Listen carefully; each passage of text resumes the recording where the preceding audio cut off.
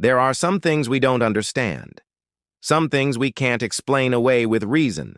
Some things that crawl beneath our skin, raising questions without answers. What if the scariest thing you'll ever hear isn't a sound you can see, but one that echoes in the chambers of your soul? What if it's a whisper that carries not just words, but souls?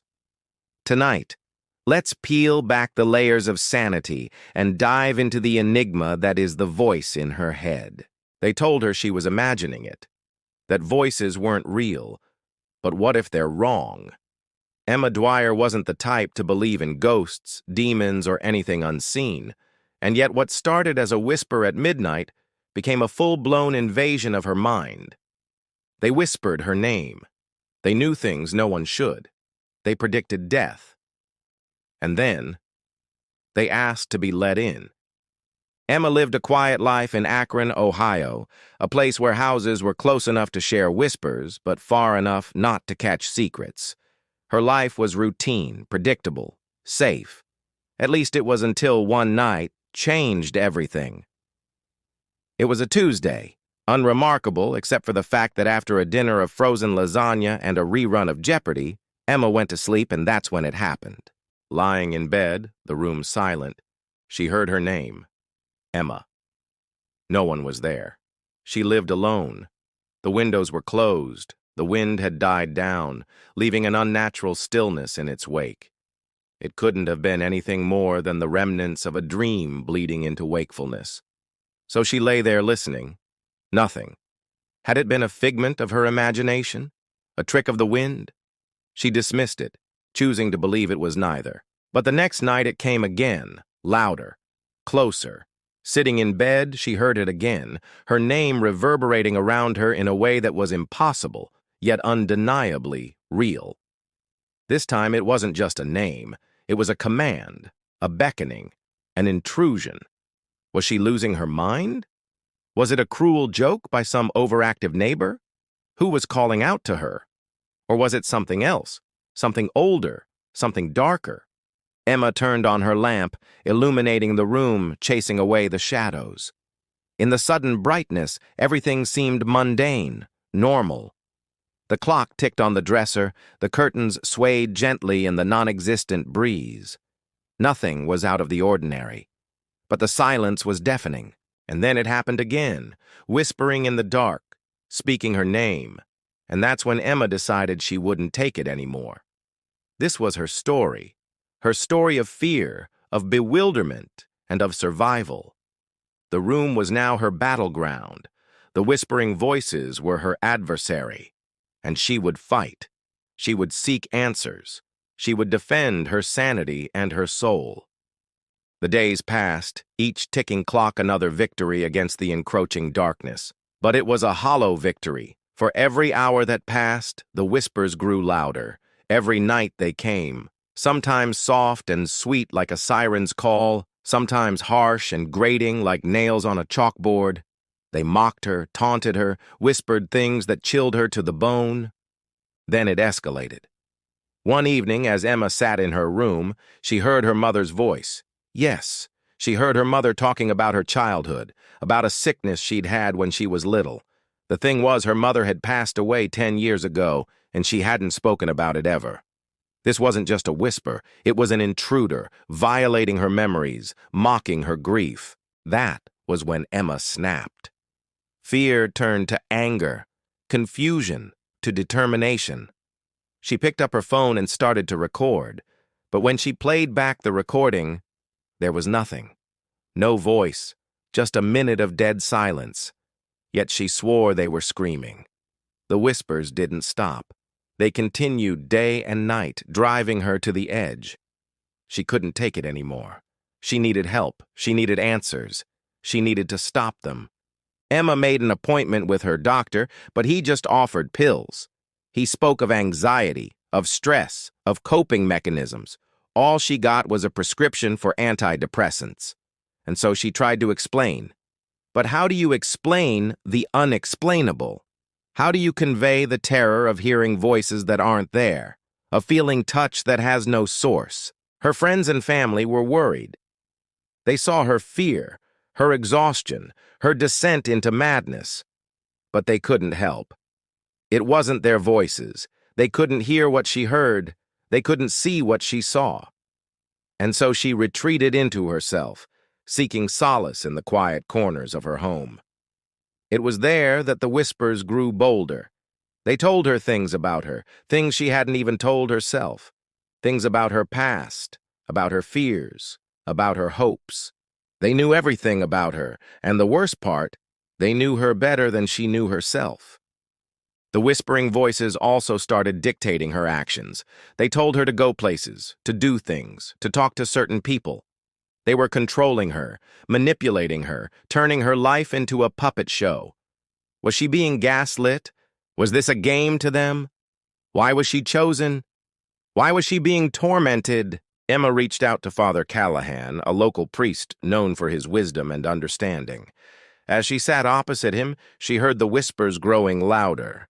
And then something incredible happened. She stopped hearing them. Maybe she had imagined it. Maybe she was just tired.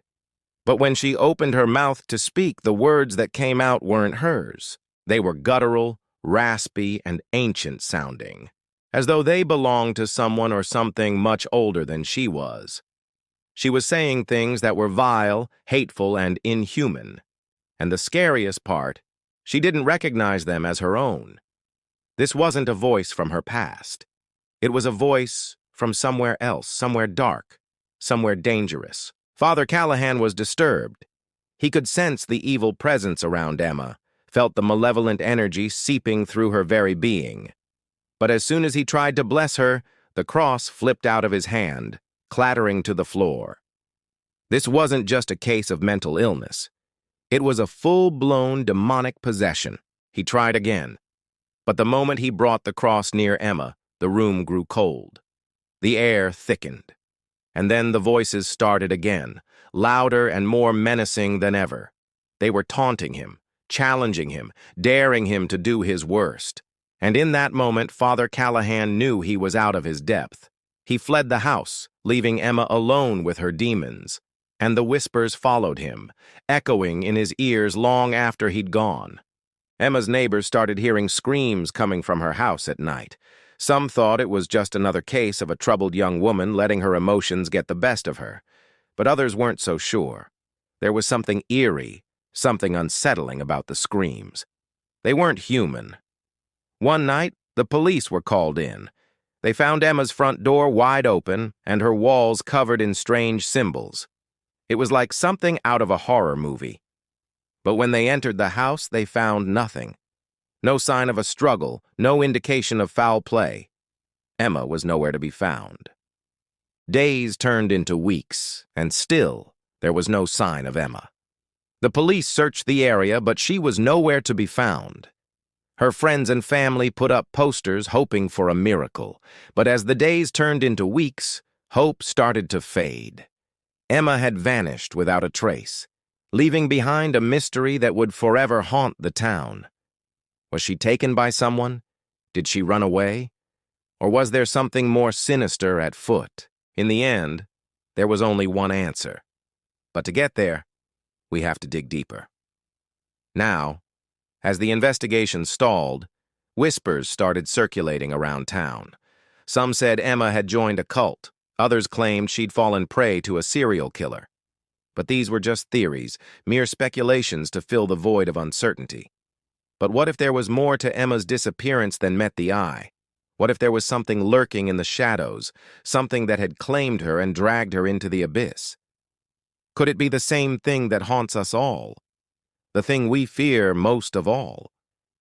The unknown. The police combed through Emma's belongings, hoping to find a clue, a lead, anything that could point them in the direction of her abductors. But they found something much more disturbing. On one of her walls, they found a message carved into the wood. It was written in a language they couldn't understand, but the symbols were unmistakable. They were ancient, demonic, and malevolent. And at the bottom, they found a single word, Latin for open. This wasn't a simple case of vandalism.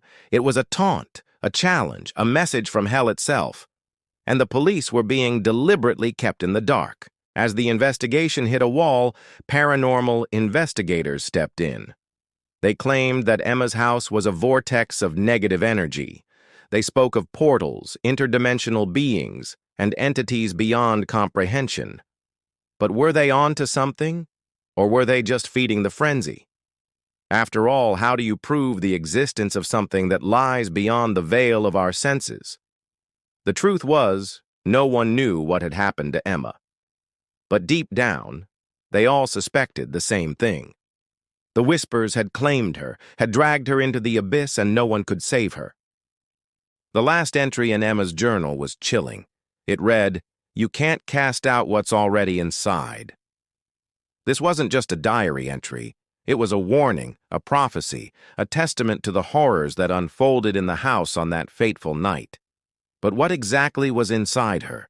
What entity had taken root in her mind and twisted her world into a reflection of hell? And what did it mean for those brave enough to seek the truth? The following days were crucial. Each tick of the clock brought them closer to uncovering the truth.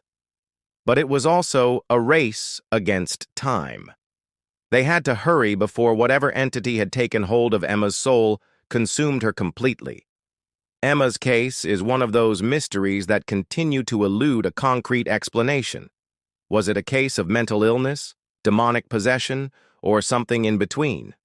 Or perhaps we're dealing with a phenomenon that defies our current understanding of reality. What's clear is that Emma's story touched upon themes that resonate deeply within us: the fear of the unknown, the fragility of the human psyche, and the unsettling realization that some things are best left undiscovered. As we delve deeper into Emma's story, we must remember that while we may not have all the answers, the journey of seeking them can be enlightening. It can push the boundaries of our perception and force us to confront the darkness that resides in the unexplored corners of our minds. Perhaps in the end, it's not just Emma's story, but a reflection of our own fears and fascinations with the mysteries of the universe. Whatever the truth may be, one thing is certain: the line between reality and terror is paper thin, and all it takes is a whisper to cross over. So have you ever experienced something inexplicable? A whisper in the dark that you couldn't explain? Share your thoughts.